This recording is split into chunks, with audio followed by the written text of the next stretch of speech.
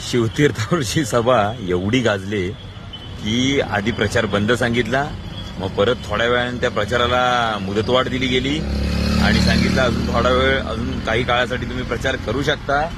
आणि आता काय म्हणे, ते व्हीव्हीपॅट आणि मेन डिस्प्ले यांच्यामध्ये अजून एका नवीन मशीनचा समाविष्ट करण्यात आली आहे. ती सुद्धा कंट्रोल पॅनल सारखं काम करेल असं म्हणतायत.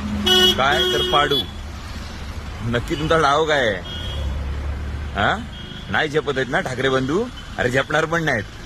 लावा जोर, काय करायचं ते करा, हवा तसा रिझल्ट लावून घ्या, काही फरक पडत नाही. पुढची 5च वर्ष राहणार आहात ना, त्याच्या पुढे या लोकशाहीला काही ना काहीतरी मार्ग असतील.